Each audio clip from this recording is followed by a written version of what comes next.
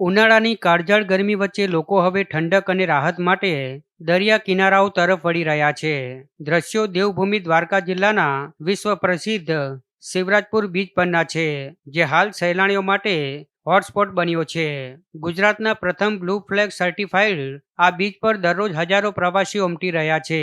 કોઈ દરિયાની મોજ માણી રહ્યું છે, તો કોઈ વોટર સ્પોર્ટની મજા લઈ રહ્યું છે. સ્વચ્છતા, વાદળી દરિયો અને કુદરતી સૌંદર્ય માટે જાણીતા આ બીચ પર વહેલી સવારથી જ સહેલાણીઓની ભારે ભીડ જોવા મળી રહી છે. જ્યાં ગુજરાત સહિત દેશના વિવિધ રાજ્યોમાંથી આવતા પ્રવાસીઓ અહીં દરિયાની ઠંડી લહેરો વચ્ચે ગરમીથી રાહત મેળવી રહ્યા છે. તો બીજી તરફ યુવાનોમાં જેટ સ્કી, બોટિંગ અને અન્ય વોટર સ્પોર્ટ પ્રત્યે ખાસ આકર્ષણ જોવા મળી રહ્યું છે. શિવરાજપુર બીચ પર સુરક્ષા અને સ્વચ્છતાની વ્યવસ્થાએ પણ પ્રવાસીઓમાં આકર્ષણ જગાવ્યું છે. ખાસ કરીને સીસીટીવીથી સજ્જ આ બીચ મહિલા પર્યટકો માટે સુરક્ષિત છે. તંત્ર દ્વારા સિક્યુરિટી ગાર્ડ સાથે લાઇફ ગાર્ડ પણ તૈનાત કરાયા છે, જેનું મુખ્ય કામ બીચ પર નાહવા પડેલ સહેલાણીઓ પર હોય છે. કોઈ પણ સમય બીચ પર નાહતી વખતે કોઈ મુસીબત આવે તો લાઇફ ગાર્ડ તરત જ તે મુસીબતને દૂર કરે છે. જો કે સાંજ પડતા શિવરાજપુર બીચનો નજારો વધુ મનમોહક બની જાય છે.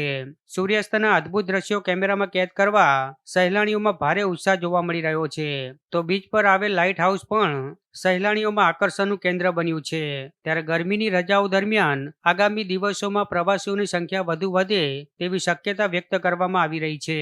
આ ઉનાળાની કાળઝાળ ગરમી વચ્ચે શિવરાજપુર બીચ હાલ સહેલાણીઓ માટે ઠંડક અને મનોરંજનનું બેસ્ટ ડેસ્ટિનેશન બન્યો છે.